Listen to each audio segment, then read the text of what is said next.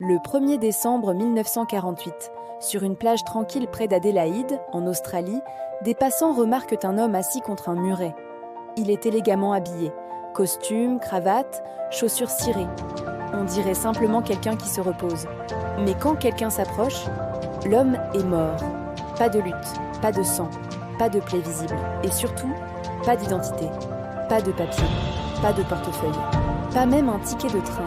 Comme si cet homme n'avait jamais existé. Personne ne le sait encore, mais ce corps va devenir l'un des plus grands mystères criminels du XXe siècle. Et tout va commencer par deux mots retrouvés plus tard dans une poche secrète. Deux mots qui signifient « c'est terminé ».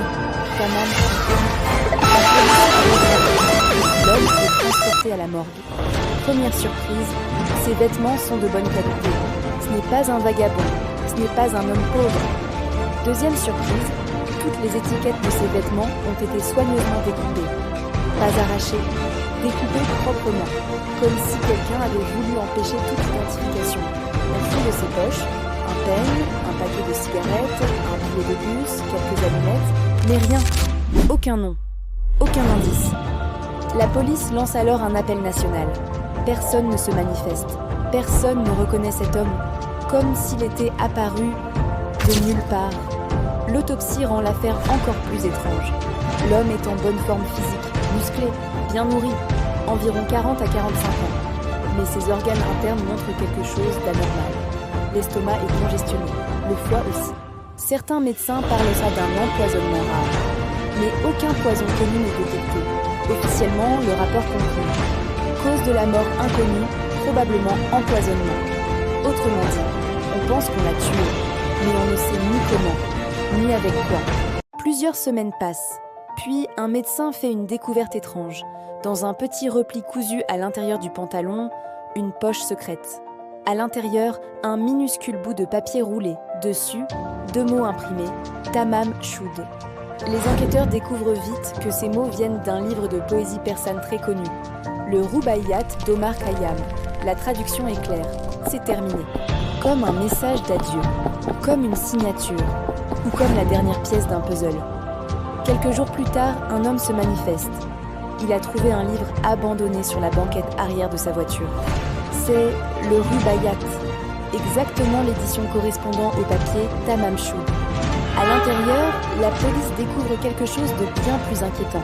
Un numéro de téléphone et plusieurs lignes de lettres écrites au crayon. Un code. La police appelle l'armée, des cryptographes, des experts. Personne ne parvient à le déchiffrer. À ce jour, ce code n'a jamais été officiellement conclu. Le numéro de téléphone mène à une infirmière qui habite près de la plage. Elle affirme ne pas connaître l'homme, mais quand on lui montre son buste reconstitué en plaque, elle devient livide. Elle est sur le point de s'évanouir. Puis elle se reprend et refuse de dire quoi que ce soit de plus. Plus tard, on découvre qu'elle avait offert exactement le même livre à un homme des années plus tôt. Elle ne dira jamais si cet homme était celui de la plage. Nous sommes en 1948, en pleine guerre froide. Les poisons indétectables existent, les services secrets.